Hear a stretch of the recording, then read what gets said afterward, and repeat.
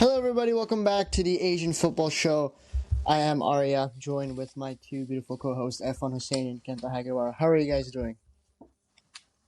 Doing very well. Lots of Asian football to talk about today. Yeah, bright and early, but very excited to talk football. So, yeah, we've got a lot to talk about. We've got the AFC World Cup qualifying qualification round four, sorry. We've got a preview for the round five that's going to happen between the UAE and Iraq. We're going to cover the AFC Champions League Elite, of course, match day 4, East-West region, as well as AFC Champions League League 2, as well as the Challenge League group stages that has happened. We're going to be recapping the Under-20 World Cup. We're going to be previewing the Under-17 World Cup, and as well as talking about the AFC Asian Cup qualification. So, yeah, let's start with the main stuff. So let's start with the World Cup qualification, round 4. So let's go. Who wants to start? Lots of drama uh, and hostility on social media. If you guys, and not just from the Asian football world, but from the entire world, because I think we all can agree that the hosts got a bit of an advantage in these games, and they both qualified as well. What do you think, Kenta? Yeah, I mean, it's really unfortunate that we have this format where we have to even be talking about the fact that there are hosts, and then on top of that, you have them getting more time of rest in between their matches. I mean, if you've watched the discourse online, I'm sure you're aware of what's going on at this point. But look, it's unfortunate. I think there were a lot of venues probably outside of the Six Nations that were participating that could have hosted this. Probably were better ways to go about doing this than trying to jam 3 matches into a 2 match window. But you didn't. And you're kind of left with this. So uh, it's just really unfortunate, I think, because looking back, I think the 4 teams that weren't Saudi Arabia and Qatar are probably looking at it and saying this, if this wasn't how the format was presented, we had a better chance at automatically qualifying or moving on to round 5, whichever they weren't able to do. Yeah, let's go through the results now. So for Group A, this was hosted in Qatar. So Oman did a 0-0 against Qatar. It was very low scoring, these two groups. The UAE against Oman, it was 2-1 to the Emirates, and then Qatar won against the UAE to make it 2-1, and thus Qatar qualifying to the FIFA World Cup for a second time in a row. Well, technically the first time they were hosts, but they're going to be there for a second time. As for Group B, hosted in Saudi Arabia, Indonesia. We're going to talk a little bit about Indonesia. They just got their manager sacked. Patrick Kluivert is gone, which yeah. I mean, we've criticized this whole Indonesia thing a lot these past few episodes, and we're going to continue doing so. I mean, it didn't work out. They're not qualified. I mean, although they did put a valiant effort against Saudi Arabia, it wasn't enough. They lost both their games. It was 3-2 to Saudi Arabia, and then they lost 1-0 to Iraq. And then Saudi Arabia drawing with Iraq 0-0, enough for them to qualify yet again to another FIFA World Cup. So yeah, I think it's important we talk a little bit about Indonesia, as I said, unless you guys have anything to say for Group A. Yeah, one more thing I want to add. Other than the hosting and the extra rest that the host teams got, I think it's a bit unfair that the host teams also got more seat allocations for their fans in the stadium. I mean, there were, I think, around 20, 30,000 Emiratis present in Qatar, but they only got like 8% of the seating. And if you're gonna host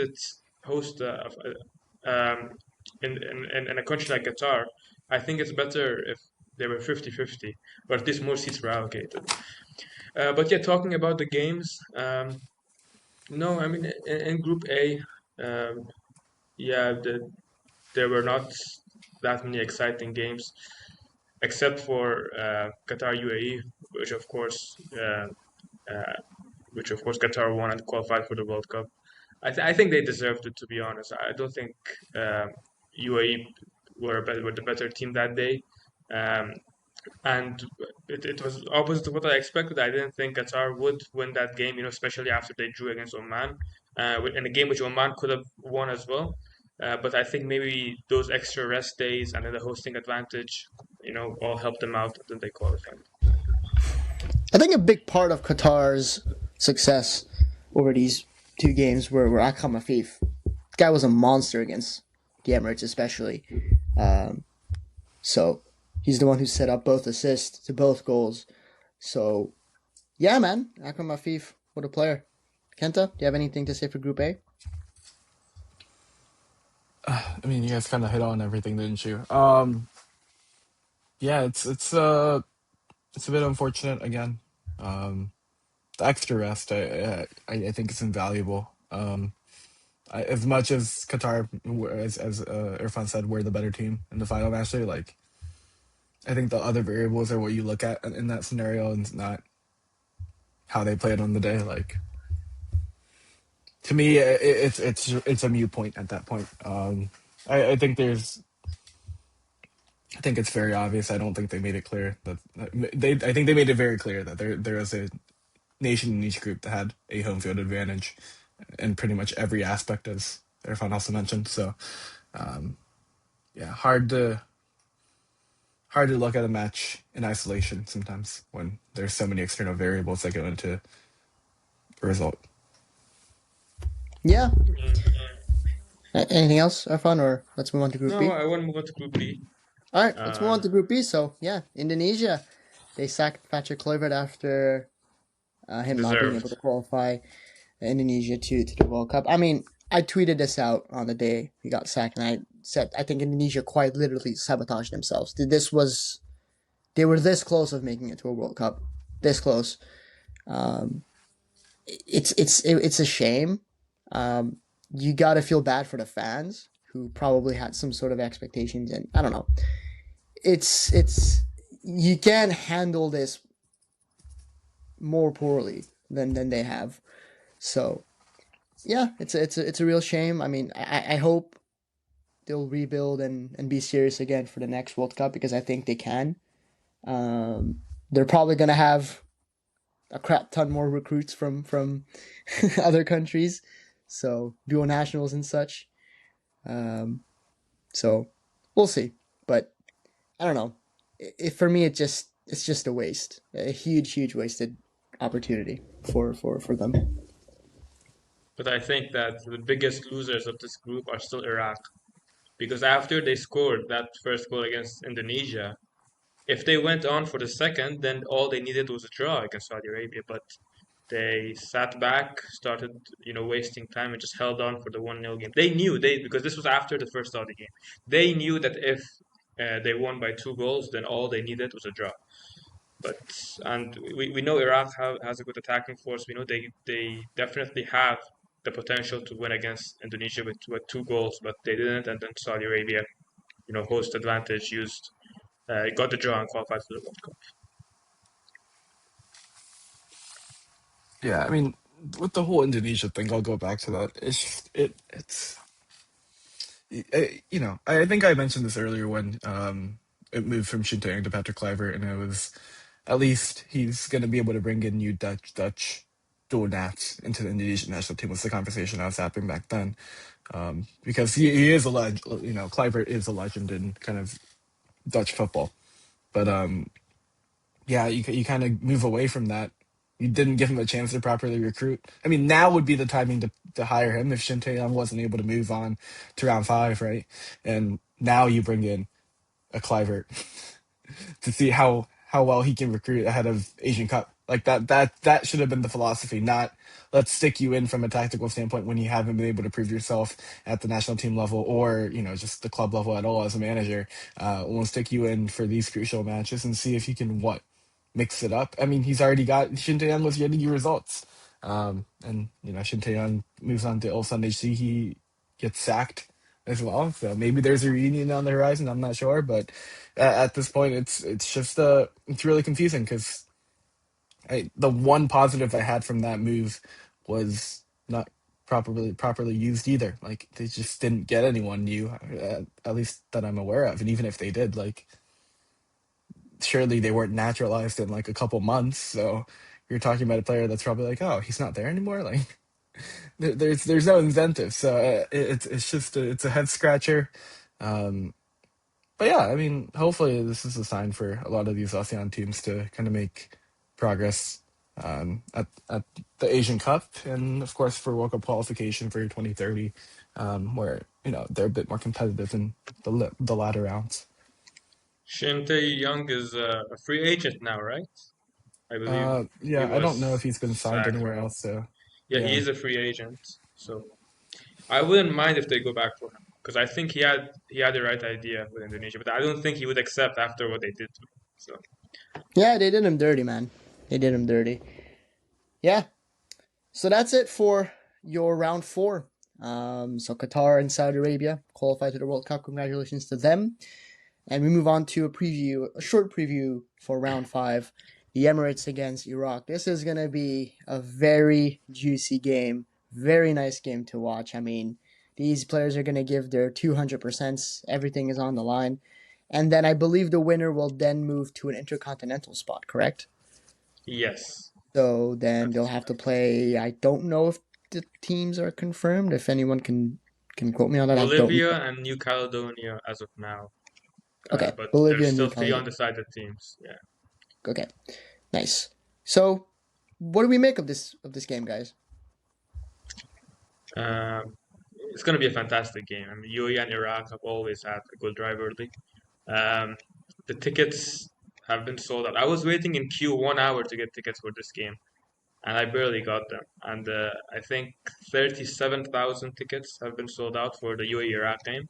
And the away game in Iraq is also probably going to get sold out when the tickets come out. So I expect some good football from both teams. I think Ayman Hussein is out for Iraq, so big loss for them, yeah, due to injury. Um, if Iraq didn't rely so much on Ayman Hussein, I think they would have been qualified by now. Because in the third round, they relied so much on them, and the 1-0 wins, and now they have to play in round five. But yeah, I think it's going to be a good game, and I'm very excited. Exclusive content from Erfan for the Asian Football Show. Hopefully, yes. Yes, From the that's atmosphere, it's going to be yeah. amazing. Kenta, up to you. yeah. Obviously, I think either team that moves on has a good chance in terms of the intercontinental playoffs.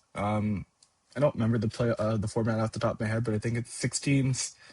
And it's like the 4 lowest seeded teams face off in the semifinal head to head, and then face off against one of the two top seeded teams.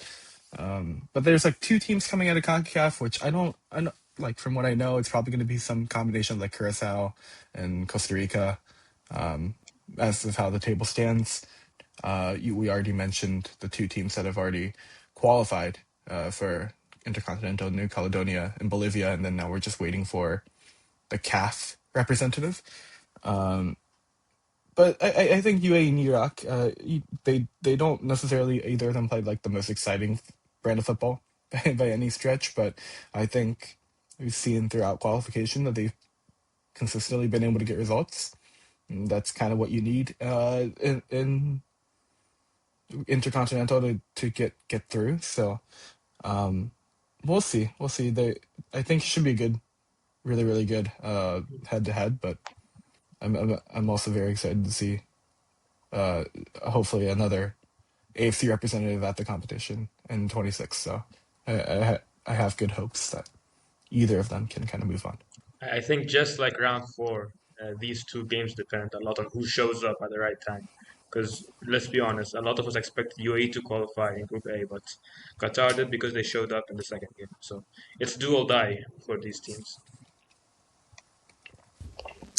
Yeah, yeah. I don't have much else to add. I think what Erfan you just said was what I was going to say. I mean, it's really a matter of we'll see who turns up on the day.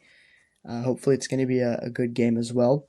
I'm expecting a lot of just a lot of like stuff.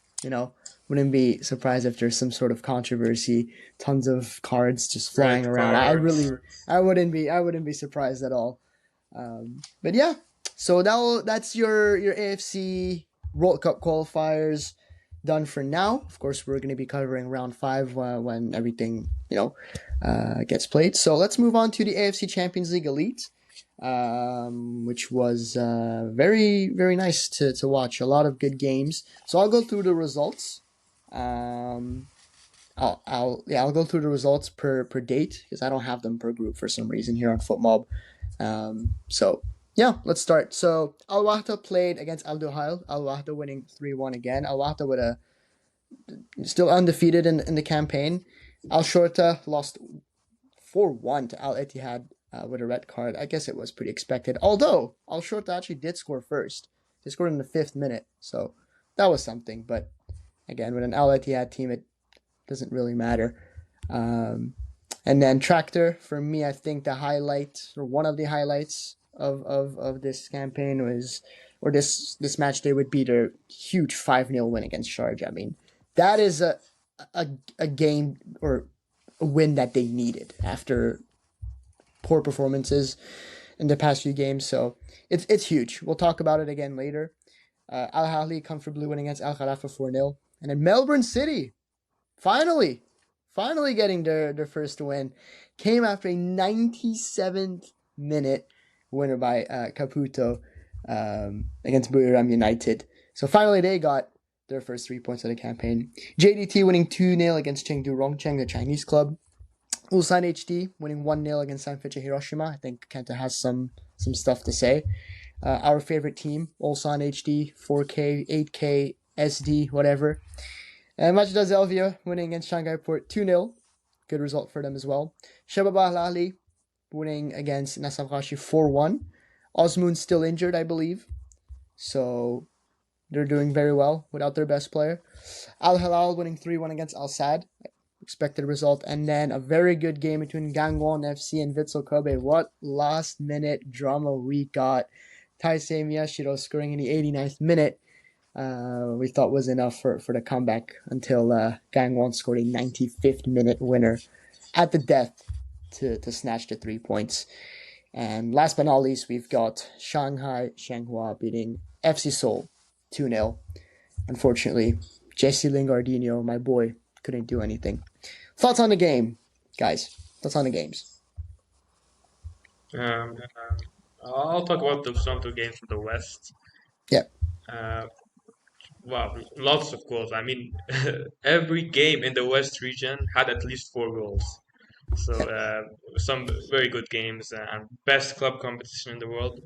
Sorry, UCL, but you can't be the best club competition when you have 36 teams in your group stage. So yeah, I think Al Ahly were fantastic. A very very good win against Al Zarafa, the defending champions. Obviously, you expect them to show up, and they did. And so have all the Saudi teams, to be honest, as of now. Um, except for Al Ittihad. Al Ittihad got their first win this campaign after 2 losses. Tractor, like you said, highlight of the tournament, highlight of the campaign as of now. I mean, a 5-0 win away at Sharjah. And before that, they got 2 draws against Sharab Al Ahli with 10 men and Al Wahda as well, which they should have won. So they've been showing up, which is very rare these days for Iranian clubs. And yeah, just fantastic attack they have. They could have scored more than 5, to be honest. Could have been 6, could have been 7, 6, 7. And then, yeah, Shahab Al also like. Why is he laughing? What's funny? Why are you laughing? I Like think we're I think having the, like the I we're think the having the viewers will most. understand. No, the viewers will understand. I think Kenta understood as well. Did you, Kenta? I didn't. I genuinely didn't understand. I have to mute myself. I Okay. I said, Arya. I said, Tractor scored 5. They could have scored maybe 6, 7 goals. But Oh my god. Okay, bro. Yeah, bro, disband the Asian football show, man. What the hell? Anyways, yeah, Yeah, no. that's it for the West for me. I mean, the Hossein Zadeh Hashem Najjar duo is dangerous. If on their day, very very good. Same goes for the two Croatian strikers, which I struggle to say their names. But yeah, very good. As I said, it's a win that they needed. They needed that win. And hopefully, good things for them ahead. But with Iranian football, we all know they can just go back and lose 3-0 in the next game, and then that's that. Kenta, what about you, my friend, for the this side of things? Yeah, as you mentioned, Melbourne City won their first match, and it comes a couple days after the A League starts. So maybe that's a sign to come, where it's not preseason anymore, and they're kind of in the thick of things in terms of playing regular matches. I know it's really difficult for kind of these Australian teams. We've touched on kind of A League and their salary restrictions in terms of their roster construction rules, and also just how their season is formatted. It's not necessarily like benefiting these clubs to play well at these Asian competitions. So it's good to see them get on the board with a win, a really good win against Buriram. You mentioned the couple J League losses at Korean teams, Ulsan HD against Sunfitch. If you watched that match, it was not fun to watch. Ulsan HD scored in the 12th minute and then just sat back and defended 20 something shots and didn't take a shot themselves for the rest of the match. The second half of the match was just all in the Ulsan half the entire match. You're at home, right? I get that you just sacked your manager and all these things have happened if you're Ulsan HD, but my goodness, are we really sitting back for 75 minutes of a match? It was not the most enjoyable match to watch on TV, unsurprisingly, but still a very good win for Ulsan HD to get against a really strong, I think, still Sanfrecce Hiroshima team, which recently won the J League Cup. Sorry. So they're still a very competent team with Sanfrecce. I don't think that's a kind of a. I don't think that's this. What's the best way to say this? They're not a bad team just because they lost to NEC. Let's just put it that way. Gangwon, Vissel Kobe, as you guys mentioned, very, very entertaining match. Yeah, it was really back and forth. I thought Gangwon were gonna run away with it. Honestly, first 20-ish minutes or so was all them. First half, really, I think they went into halftime up 3-0, and Vissel Kobe kind of managed to get themselves back into the match, get an 89th minute equalizer, but then they concede a late stoppage time goal, and Korean team K-League team is able to take all 3 points. But yeah, overall, pretty entertaining matches. I would say not as entertaining as some of these Western region matches, if we're being honest. But yeah, some really good results by teams that really desperately needed it. I think in particular with Melbourne City. It was a really tough start to the campaign. Do we want to have a best game and a best Can I player? throw in a fun fact? Yeah, go ahead. That was the first Australian win in the highest level of Asian football in over 700 days. So, Jeez. yeah, it's been a while because last season in the elite, I think it was Sydney, right? They didn't get any wins, Yeah, they lost. and Yeah, they didn't get any yeah, wins. True. yeah. So it's been a very long time. Yeah, I was gonna ask if there's one. Last year was Central Coast. Sydney was ACL Two. Sorry, yeah, Central Coast. Yeah, they didn't get any But wins. yeah, they didn't do anything. So that's crazy. But they've been doing so bad. We don't even remember which teams we're playing, man. Damn.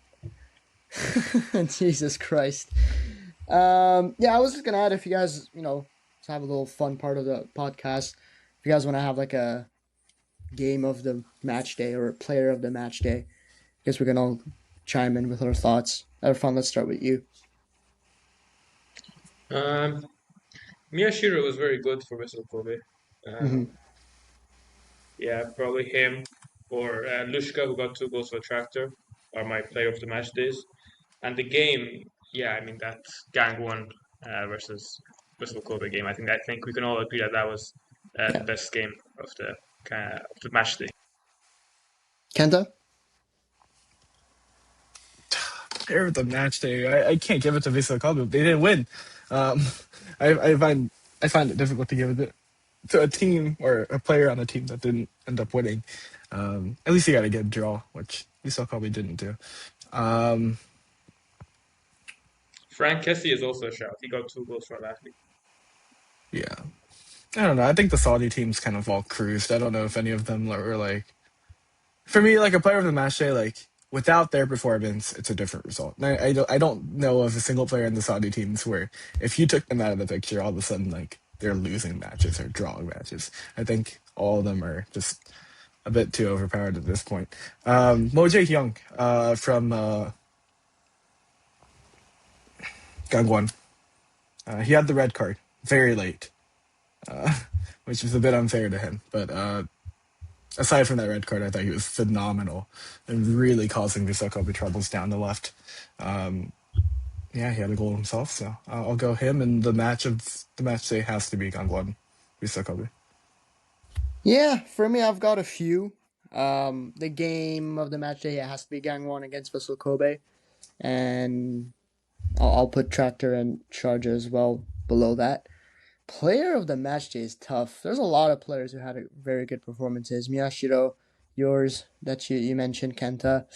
Lots of players in that Tractor game can be into. There's a lot, man. Like the Kessier whole as well. Tractor team. Yeah, like you can basically put the whole Tractor team. They were very good. I'm looking at Shabab Al Ahly as well. I think the two. Well, I was about to say the Brazilian, but he's an Emirati. Cartavia as well, the Argentinian, I think was very, very good. There's a lot, man. I don't know if there's one that I You can mean the give. Emirati, right? You mean The the Emirati Emirati? isn't Cartavia Argentinian? Is he also Yeah, but Emirati? they did give him the passport recently. Oh, really? I I think didn't he can know. play from next year. It's confusing, but yeah. Yeah.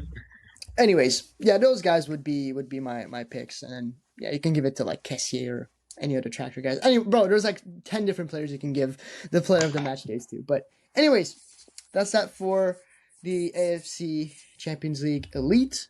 Hopefully, we'll have more bangers in the next match day, which of course we will be covering when it comes. So let's move on now to the AFC Champions League 2, match day number 3.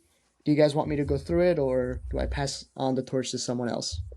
I'll go through it. All right, go ahead. Okay, I'll go group by group. So in Group A, Esteghlal finally won 2-0 against Al Wahdat. Al Wasl beats Muharraq 1-0 in Bahrain after an 87th minute goal from Adama Diallo. And then we also had one more game in this group. The Bahraini teams played their games early because of the Arab Cup qualifiers. So Muharraq lost 2-1 to Al Wahdat. First win for Al Wahdat, first point, and second loss in a row for Muharraq after they got 2 wins. But to be fair, Muharraq did go down to 10 men in the second half. And then in Group B, Andijan and Al Khaldiya with a 0-0 draw. That's the third 0-0 draw of Andijan's campaign. They're keeping 3 clean sheets, but they've not conceded any goals as well. Al Ahly and Arkadog also surprisingly drew in Qatar. Al Ahly were winning 2-0, but then Arkadog, the team that has technically won every tournament they've participated in, have drawn. It came back to drew 2-2. And then Bahraini Saad Al Khaldiya lost 2-1 to Al Ahly of Qatar after 90th minute goal from Yan Saleh. In Group C, Ahal lost to Sepahan 1-0. That was the only game. In Group D, Esteklal beat Goa 2-0. And Al Zawra lost 2-0 to Al Nasser. Does anyone want to cover the east side, or should I continue? Go through all the groups, and then I'll go through the groups. Okay. Yeah. And then the east side, Taipo and Beijing with a 3-3 draw. That was a fantastic game. And then Hanoi Police with a 1-1 draw against MacArthur of Australia. Gamba Osaka beat Namdin 3-1. Ratchaburi beat Eastern 5-1. In Group G, Alliance to Sailors lost 1-0 to Bangkok United. and then Percy beat Selangor of Malaysia 2-0. In Group H, champions Rovers beat Pohang 1-0. I feel like Singaporean clubs are doing very well against Korean clubs these days, which is very Indeed. surprising and good for Singapore. BG Pathum United beat Kaya FC 2-0, and yeah, that's it. Do you want to go group by group? Sure, let's do it. Let's Yeah. do group by group. Group A, Al Group, Wasl, Muharraq, Estelal, yeah. Al Wahdat, as you mentioned. Finally, a win for Estelal. I wanted to ask you something, Erfan. I wanted to ask you, what are your thoughts on that Kushki red card? He's a child, man. Like, it was like the most unnecessary red card of all time. Like, it was so Bro, unnecessary. bro saw Al Wahdat get a red card. He was like, nah, I want to make things fair. And then he went on to slap that guy in the head. You know And what he's happened, Kent? Do you know banned the for 3 context of it? games. Yeah, do you know the context? Like the Al Wahdat guy got a red card, and like that's it. Like just play on. Kushki's like, you know what? Nah, fuck it. I wanna beef these guys, and he randomly goes up and he just slaps a guy, and he gets a red card. Like, what are you doing, bro? But still some work to do for SLL if they want to get out of that group. Yeah, their next game against Al Wahdat is crucial. I mean, if they win that game, they'll be equal on points with Muharraq. So, Yeah, and Muharraq do have a game, an extra game played as well. So very important game for Esteghlal. which means they're gonna bottle it. Moving on. Which Kenta, means what about you? exactly, which means they're gonna bust. Group A thoughts. You guys hit on everything, didn't you? Yeah, I do find it's a bit unfortunate that some teams have a match in hand with kind of the Gulf Cup situation. Because a part of me really enjoys the format of like knowing everyone playing the same amount of matches in the ACL competitions. So I wouldn't consider that necessarily a leg up for the teams that have played the extra match. I just find it a bit I think it's an inconvenient. advantage actually for the other teams because they know what result they need. Because Right? now that Yeah. Muharraq have lost, Esteghlal know it's in their hands to qualify for the next round. So which means they're gonna bottle, as Arya said. I have one more question for you, Kenta. What are your thoughts on that Kushki red card? I didn't watch it live, so I mean, If you ever have the chance to watch the highlights, it's genuinely the funniest thing ever, bro. He just goes up to a player and just slaps him for And no he reason. accepted his fate. He was like, "Yeah, Like, bro." yeah, and Like, then he saw the ref pull out a red card. He's like, "Yeah, I'm not gonna argue." He just left. He just left the pitch. It was so funny. Anyways, now he's suspended for the rest of the group stage. yeah, fucking dumbass, bro. Like, what are you doing, man? Wonderful player. He's a really good player. I mean, what is he doing, bro? I don't know what his thought process was. Yeah. Anyways, Group B: Al Ahly, Al Khalidia, Andy John, and Arkadog. Yeah, like you said, Andy John with 0-0s all across the board. Al Ahly though, drawing to Arkadog was a bit of a shock. I mean, they were winning 2-0, and they just bottled at the end. 91st minute equalizer by Saparov. So it was a bit weird. The first 5 games of this group had 4 0-0s. Like, what is this group? It's nil. Everyone's just ass. I think no one wants to qualify, to be honest. But to be with fair, all due respect. to be fair, Andy John, like we're bashing on Andy John for having 3 straight 0-0s. If they win their next game, they're back, bro. So it's not. If anyone completely wins their over. next game, they're back, bro. Anyone can just jump up with 1 win. Yeah. I don't have much to say about this group. Just prime, AFC shithousery, man. It's that one group that just has. We love to see. Yeah, like we love to Cinema. see. Exactly. Yeah. Kenta, do you love to see this? absolutely. I mean, who doesn't want to see a bunch of scoreless draws? I mean, that's the height of this sport. What Not other us. sport are you getting a Yeah. scoreless draw in this consistently? And teams are both leaving a bit like, oh, it could have been worse. Like no, like.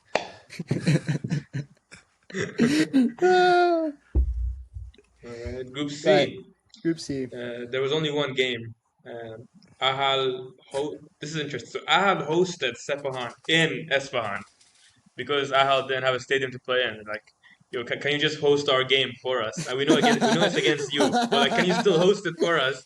And Sepahan was like, yeah, we don't have any issues. That's Might be and the weirdest group so far. Sepahan had Yeah, that's a all XG of thanks like to three. fucking Mohun Bagan, man. Like they genuinely ruin everything every single time. Come on, bro. Um, but again, a much needed win for Sepahan. And actually, I mean, Kenta and I were talking about this earlier. This is the first time all three reigning clubs got a win, All have like, won and all have yeah, gotten a clean sheet. exactly. Yeah. Like when was the last time that happened, bro? When was the last time that happened? Um, not any time. Never. Yeah, not any time that I can remember. Not recently, Yeah, at it's least. been a very Yeah. long time. Any standouts for that game? I mean, there was only one game played, so I guess we'll have to talk about that game. Any But who particular? was the Ahal goalkeeper?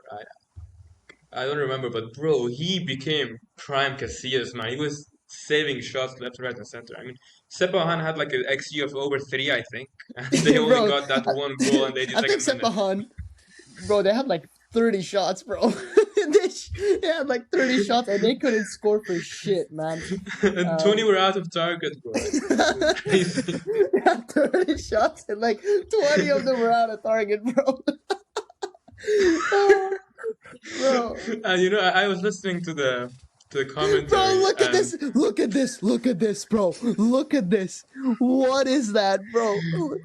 That is crazy. oh my Oh god. my god. And remember, Ahal were the hosts technically.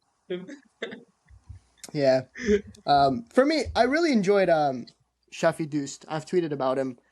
Guy's silky. He's really good. I like him a lot. Very raw, but I think with time he'll get better and better. For Ahal, yeah, the keeper was just decided to become prime Buffon that day. Can I add something? Depends on what it is, bro. I'm No, like scared. so Ahal are playing Sepan again in Esfahan, and they decide to come to Esfahan a week early for some reason. So I think they just like the city. So like teams usually come 1 or 2 days before the game. These guys came in a week early. They're enjoying their stay. Oh, bro, I can't wait for this game to happen, and then there's gonna be another 40 shots by Sepahan. This time they're gonna have 30 shots off target. But The it's all ACL good though, Two, because man. it's all good because you're gonna see me tweet at full time. Arya Shafidus with another great performance, despite them having like 50 shots, bro. Arya Chevy does 100% pass accuracy, 1 out of 1. 1 out of 1 pass accuracy. Uh, oh Oh my god, bro, god. the AFC, The ACL too, man. It's just the like a ACL gift that two keeps on giving. is generally the best Yeah. thing in the world. It's so unserious. It's crazy. Every group Yeah, has some crazy story, man. yeah. I guess you have, like I said, you have to thank Mohun Bagan because if it wasn't for them, then none of this would have been a thing. But yeah, Oh, yeah. yeah, Let's. Group D. Oh, Group D, I went through the wrong results, so let me just repeat them. Istiklal beat Al Zawra 2-1, and then Al Nassr beat Goa 2-1, which I think we want to talk about that game. To be fair, Um, Group D was pretty normal. I don't think there's anything that happened in Group D, did it? I mean, I expected Al Nassr to beat Goa by a bigger scoreline. They only won 2-1. To be fair, the pitch was atrocious, very bad. Um, surprise. Uh, and yeah, I mean, big up to Bresson Fernandez, I think, yeah, uh, local player for FC Go, and he scored against Al Nassr, I think, big moment there for not Goa but for Indian football as well. I mean, Al Nassr are a very big club, and that was the first goal that they conceded in this tournament as well. Um, and then yeah, Istiklal beat Al Zawra 2-1 at home, even though Al Zawra took the lead.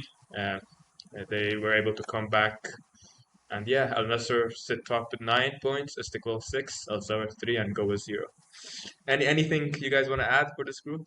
Nah, Kenta? this was a pretty normal group. There's not much else to Yeah, add. There's no drama, there's no drama. That's unfortunately. very very unfortunate. Yeah. Um, oh, group E. Okay, so yeah, we had Beijing draw 3-3 away at Taipo. That was a great game. Goals here, left, right, and center. I mean, and then at the end, Taipo, who were originally leading 2-2, were actually losing 3-2, but then they drew right at the death, the 90th minute. And then one of our favorite teams, Hanoi Police, they also drew 1-1 against MacArthur. So this is a very close group up until now. Kenta, anything to add? Yeah, they're competitive. I think both teams are all four teams are very competitive, and we'll see how it plays out. But uh, yeah, I mean, Konga Hanoi, um, I thought they played a really, really good first half, and so I assumed that would carry on to the second half against MacArthur, and I was like, this is against an A League team, a really good performance, but uh, didn't go their way in the second half, admittedly. Uh, I still think they had the better chances. Like I still think they were the better team, but again, like you concede that goal and uh, it just kind of ends 1-1, and you're not able to put that finishing touch on the match. But yeah, I still have them kind of as my favorites just because I've seen from the matches that I've watched, like they've I think put together the best performances pretty consistently. So um, yeah, one of our favorite teams, Kongan Hanoi Police. Anything to add, Arya, or should we move on to Group F? You're muted, Arya. Hanoi Police for the win, bro. That's what I said. Awesome stuff. Moving on. Group F. Oh, I think we're having some connection issues. Hello? I'll take over. Group F, you had Gamba Osaka winning against Namding, and Ratchaburi beating Eastern SC. The Ratchaburi match was ugly. It was very, very one-sided. I watched it too. Yeah, it was very ugly indeed. Yeah.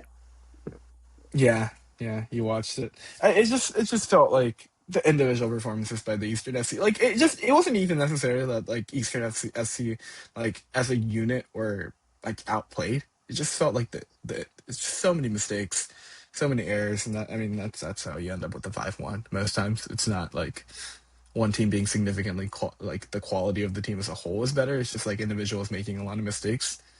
Um, yeah, it was ugly. Gamba Osaka winning at home.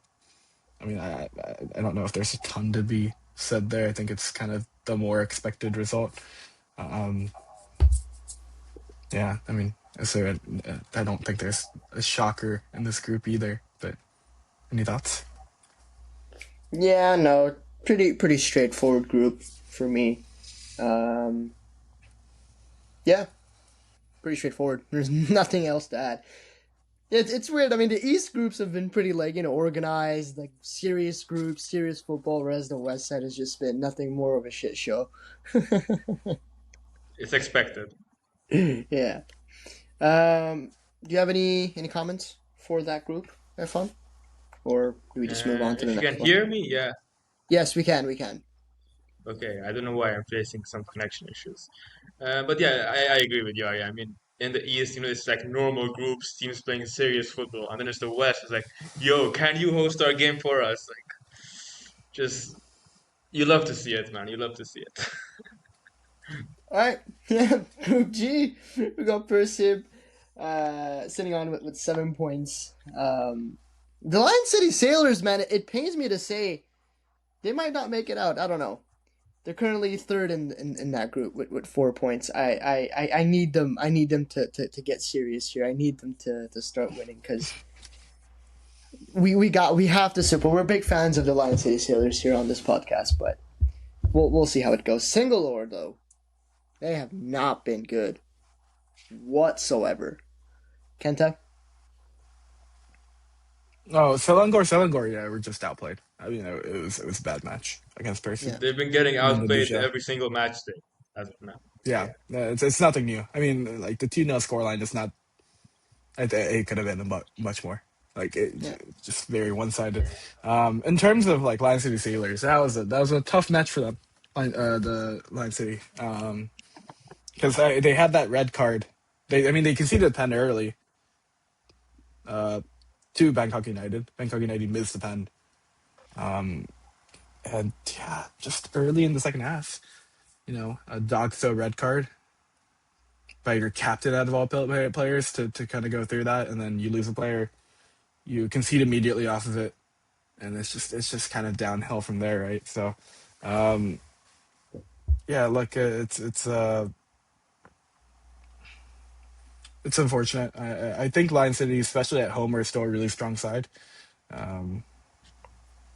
but yeah, it's a tough pill to swallow if you're Lion City Sailors, especially after what you saw last year, right, where they were so good. Um, yeah, dog sit penalties always the most brutal that you can concede. yep. Yeah. Group H. Uh, Listen, like this Group Champions Group Rovers versus H, Group Group H. H. Apologies. I let my inner Persian take over for a second. It's So the yeah, group. It's the group. It's the yeah, group yeah. I messed H. up. Okay, my friend. Okay, get it right. Group H. Champions Rovers beat Pohang 1-0. Second game in a row where Higashiwaka got the winner for the Rovers. And what is this terrorism by Champions Rovers? I think them and Arkadog have been, not Arkadog, Ahal have been have been sharing tactics because Pohang had 20 shots, 8 on target, and they didn't score a single goal.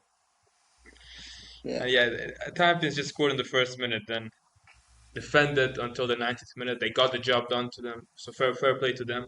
Fantastic win. Top of the group, 3 wins out of 3. And yeah, maybe there are Lion City Sailors for this season. Who knows?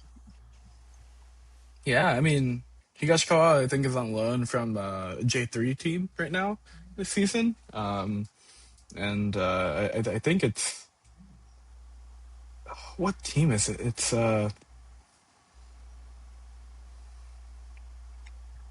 Maybe is it Arya will Tochigi? know our Tochigi, J3 expert.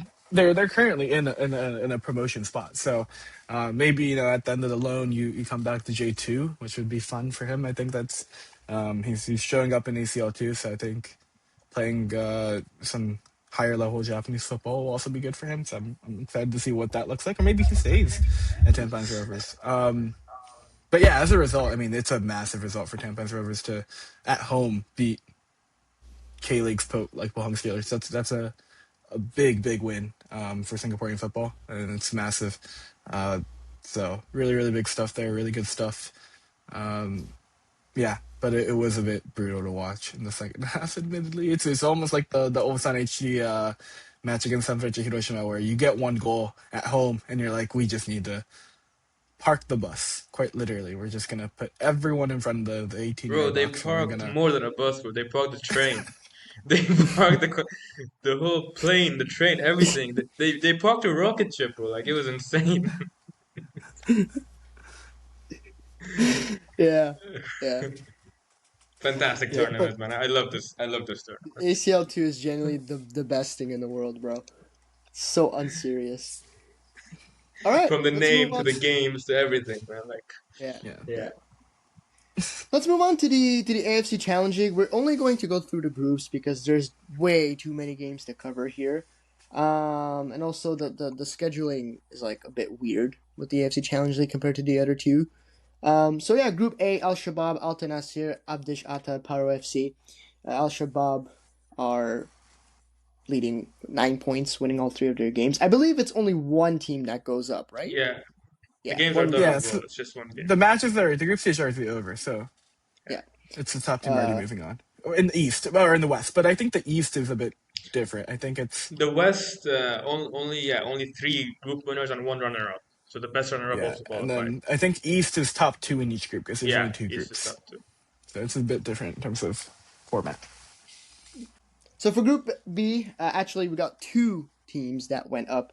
Kuwait and Al Ansar. Unfortunately, Al Seeb and Basundara Kings from Bangladesh are eliminated. Group C, Muras United, Al Arabi, Al Safa, and I'm gonna butcher this team's name. How do you even pronounce this team? Regar Tad. You can just call it Regar FC. Regar FC, yeah. That is it's a weird club name. Muras United go through, correct? Group D, Sveriang, Manila Digger, SB, Falcons, and Ezra. These are some very weird names to pronounce. Fantastic names. Yeah, Sveriang and Manila Digger all going through. Falcons and Ezra FC unfortunately don't make it. And then from Group E, we've got Dewa United, got Phnom Penh, Tainan City, Chan United, Dewa United, and Phnom Penh making it through. So the matchups that we'll be seeing, I think those are being played in March, I think, if I remember correctly. Yeah, So we got a lot of March. Yeah. Muras United will be facing Al Ansar. Kuwait SC will be playing Al Shabab. Manila Digger will be playing Dewa United, and Phnom Penh will be playing Svay Riang. So that's it for the challenging. I don't know if you guys want to add something. Feel free. We got two Cambodian clubs going head to head in quarterfinals, which is super fun. Yeah, that should be really fun to watch, and that also means you're guaranteed a Cambodian club in the semis, which is we got one in the final last year, right? Yeah, I think so. Yeah, I think Phnom Penh made the final last year, or was it Svay Riang? I can't remember. But yeah, they also actually went above Indonesia in the power ranking, so we might see. In the league ranking, so we might see a Cambodian club in the ACL Two soon. Don't know about that. I think the heavy favorites here would be Kuwait SC. They won silver in Asia before. They have three AFC Cup wins, I think. And the final will be a single game in the West. So I think they are the favorites for this tournament. What do you guys think? Yeah, no, I agree. All right, now I think, if I'm not mistaken, we move on to the U20, right? U20 World Cup. Yep. Arya, will you go through the groups, or should I? Yeah, go for it. I can go. All right, so I think I said Kenta. the groups. Wait, I said a lot of the groups. Kenta, I said some as well. Yeah, Kenta. So we had 4 AFC representatives at the U20 World Cup. We're kind of recapping this. Group A had Japan topping the group. They beat all 3 teams in their group stage against Chile, against New Zealand, and Egypt. South Korea finished 3rd in Group B, but they finished as one of the top 3rd place teams, so they did move on to the knockout stage. They beat Panama, lost to Ukraine, and drew against Paraguay. Call it lucky loser, whatever you want to do. Australia finished 3rd in Group D, did not qualify to the knockouts as one of the top 3rd place finishers. They beat Cuba and lost to Italy and Argentina and only had 3 points. Saudi Arabia finished last in Group F, didn't win a match, lost to Nigeria, lost to Colombia, and drew against Norway. And then if you're going to flash forward to the round of 16, Japan lost an additional added extra time to France in heartbreaking fashion, and 1-0 loss. And then South Korea lost to Morocco 2-1 in the round of 16 as well. So all AFC teams were eliminated properly in the first round of the knockouts. Before the tournament started, when you look at the groups, I would have said that Saudi Arabia probably has the easiest draw. Japan also had a fairly easy draw, but then you're playing in the hosts group, which is always difficult to win against. So yeah, I'm disappointed in them. I thought they would have done better. Australia, I won't be too harsh on them because they were in a group with Argentina and Italy, and they are powerhouses. And they did what they had to do against Cuba. They won against them. And so I won't blame them too much. And to be fair, they did do well against Italy, only losing 1-0. But yeah, Japan and South Korea, I think they were the 2 better teams for this tournament, especially Japan. Fantastic group stage. I think they didn't concede a single goal, right, in the group stage. No. And then, unfortunately for them, went out in extra time to France. Yeah. It's a Yeah, I mean, really disappointing it's loss. it's And a the it's a terrible 123rd way to minute go out. penalty. Yeah, terrible way to go out. When you go all the way, and we're talking about France, right? So yeah, Did you South can't. Korea also lose in extra time, or was that a normal time? I think that was a normal time, right? Hmm. Yeah, Yeah, that was a normal time. yeah. Did you guys see that in this tournament the whole video check system was being tested? Like where Yes. the coaches request. I think that's really cool, actually. What do you guys think of that? Hmm. I don't know. I don't know. It's. I need to see You don't more like of it? it. I don't hate it, but I don't love it. I'm indifferent. I think we could like test it in maybe like the Challenge League knockouts or something like that. And if it works out, I think it has potential. Yeah, To I'm be all for fair, manager challenges. the Personally. thing, the thing is, I would be happy with it being in AFC competitions because of just how bad refereeing is in AFC. Like we need all the the help from VAR and whatnot. So I think it would be beneficial. But just as a general thing for football, I don't know if I'm too keen on it. I don't know. Like I need to see more from it to really have an opinion. Hmm. Um, but I'm cool with yeah, it. You know, it's a nice little neat thing to see. maybe it's just me being an American sports guy. Like No, I Freaking mean I like it as it's the well. norm over here. freaking Because freaking like you look in Major League Baseball, you put the you can these call Yankees. for Yank a challenge. In American football, my goodness, they have a different colored flag the coaches do. Because like the penalty flag is yellow that you throw, and then the challenge flag is red. So it's very gimmicky in that sense. Like they have to It's the throw it in same in front of a most other referee so it's sports, to be visible, fair. right? Yeah, Um, but like I kind of enjoy the whole like aspect suspense of and everything. yeah, not it's not even just suspense. It's like you have to be strategic with it because like Yeah, you I don't mean have I a think ton. So Morocco. unless you're guaranteed to get it right, like you have to be like, is it worth risking a challenge for? So I kind of like the tactical, not that it's super tactical, but like the kind of uh, the the calculations It that go can into be that. tactical Yeah, as well. I mean, because Morocco, they used one video check. I mean, they lost it because they requested a penalty, but it was outside the box. But since the referee still went out to check, they got a free kick. So and then they were able to score from that free kick. So it can be yeah. tactical as well, It depending could be it could be tactical on the when we're team. talking about bigger teams and bigger games, and when we're talking about Ahal playing Sepan, I don't think it's gonna even matter. Yeah. Eh, Okay. Yeah. Yeah. Fair enough. well, like because you have to think like compared to like especially in football, you don't get a timeout, right? So like usually like in like American football, if you were to like challenge a play and you miss it, you lose a timeout. That's the equivalent, right? Um, Yeah. and like you can only Same as here, but make you so lose the many errors, challenge. Bro, right? Yeah. just like But like in becoming football, Uno like in and soccer, one. it's even bigger because like you can't stop the match. But like if momentum's completely against you, and there's a play that you're like, maybe I lose this, but like at least I get to like regroup my team and force them to go to the monitor.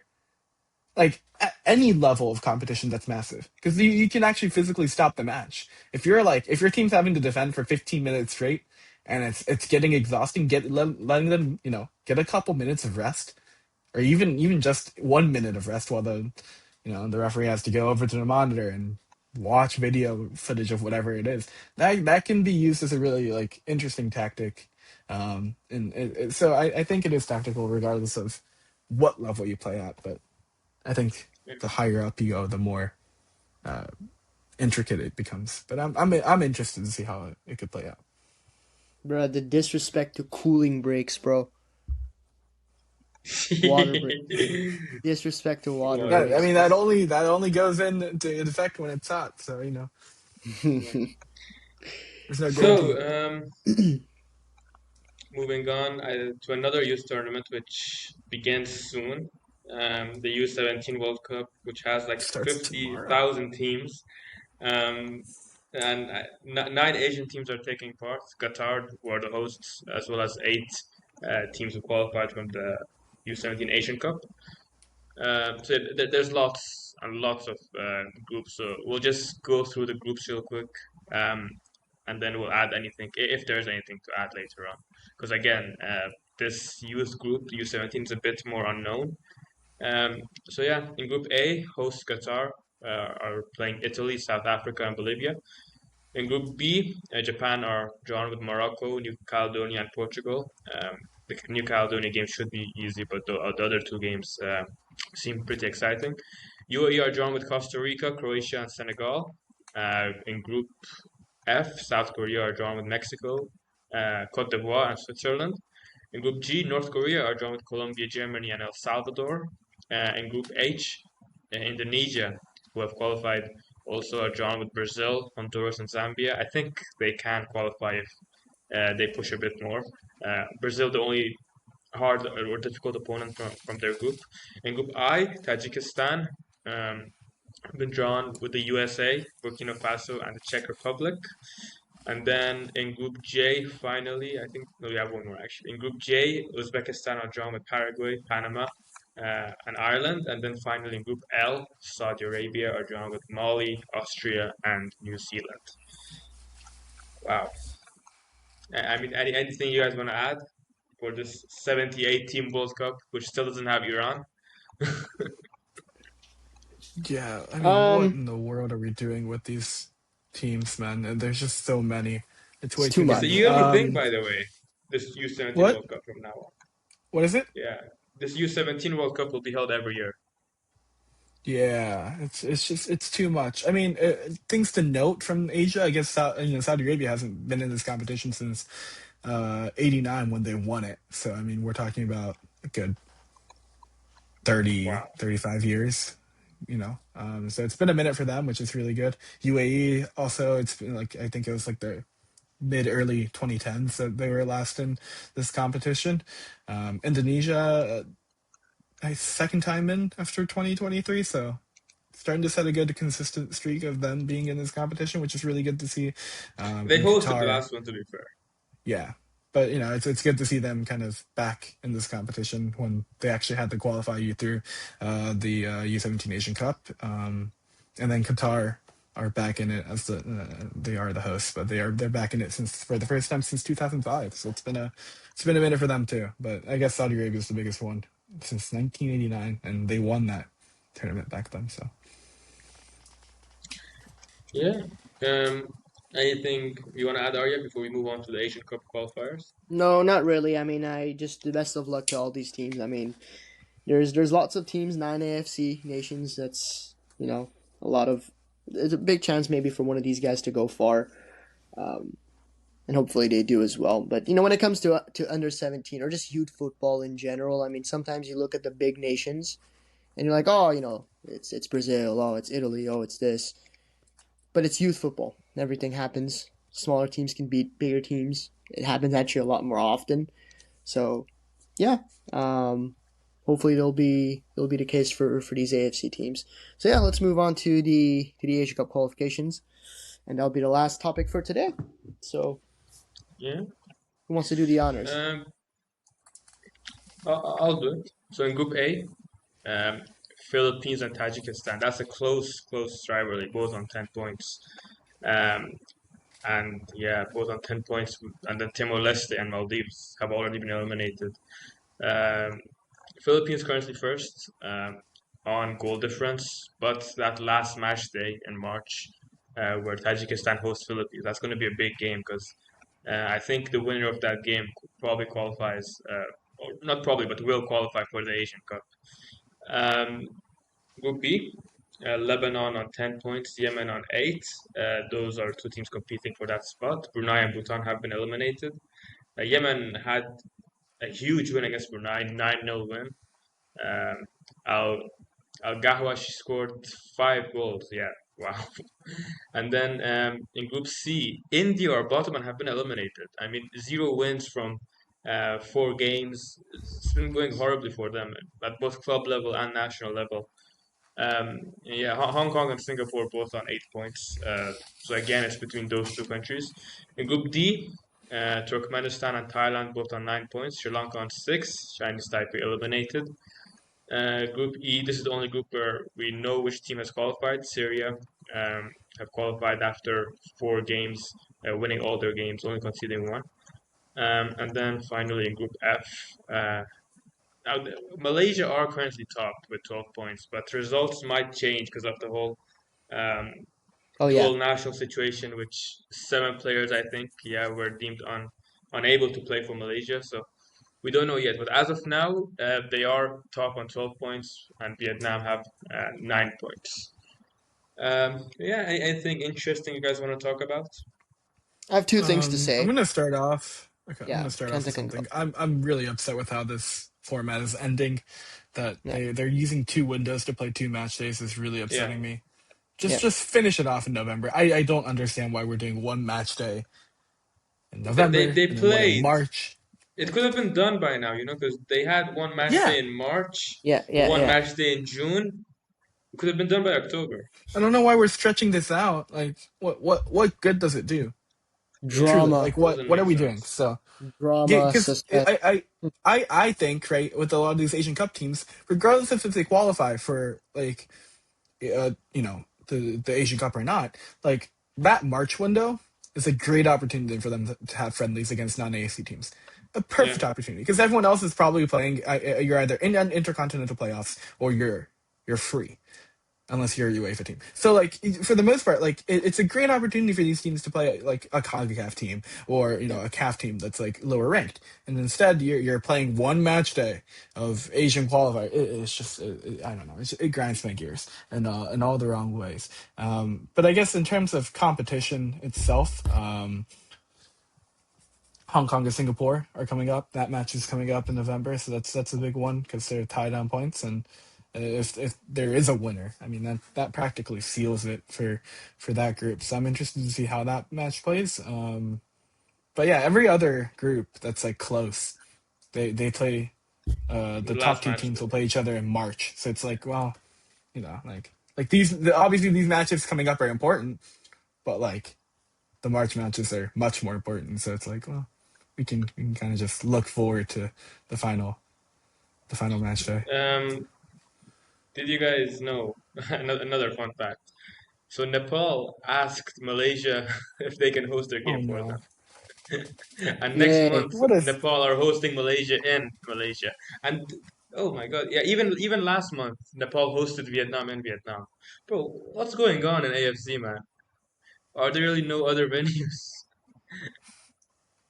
You guys said Uh, India's eliminated, right? Officially, if I'm correct. yeah, they are. Yeah, It's disappointing because they had a semi decent CAF Nations Cup, and I really thought after that win against Oman, which it's a pretty big win for India, if we're being honest. I was like, they got this. It's against Singapore. It's a beatable team, and I don't know. Got a red card in that first game, and I mean, to be quite frank, they got a goal in the 90th minute. They just weren't very good, lucky goal as well. and it I was a think it was lucky goal. gifted to I them. don't I Yeah, don't know what to make of India. It's just such a weird and quite honestly, quite frankly, quite a frustrating team to watch. I don't understand them. Um, every time there seems to be some sort of hope, it just gets absolutely crushed in the next game that they play. It's so frustrating. I don't know. The future of Indian football is, for me, it's a mystery, man. I don't know what to say. I don't know what they can do at this point. And the second thing that I wanted to say, I forgot what it was. Oh, yeah, I've had some people privately message me, and they asked if we can cover the whole Malaysia stuff and what's been going on with them, which we can. But there's not much else to really say other than, they messed up, brought in players they shouldn't have, and they're probably going to get, repercussions from it. And that's that. There's nothing else to add. So yeah, don't be It's like very Malaysia. funny. Yeah, They literally made up the birth certificates, man. Like, oh my God. yeah, Like, how do you do that for 7 players and expect no one to find out? yeah. It's AFC. It's AFC. Yeah, we would have gotten away with you if it wasn't for you, Madam Kids. Always. Right. Yeah, that's it, right? That's it. Yeah, that's it for today's episode. Thank you guys so much for watching. Again, thank you guys so much for the support. We do have some content coming up next in the next few weeks. We'll be announcing those on our socials. So again, if you guys are new to the channel, please make sure to subscribe, like the video. It helps the video a ton.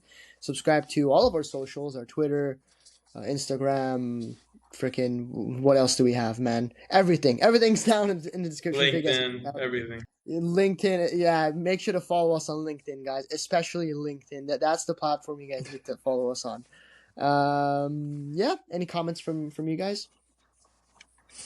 No? Listen to Arya. Yeah, shout out to Immigration FC.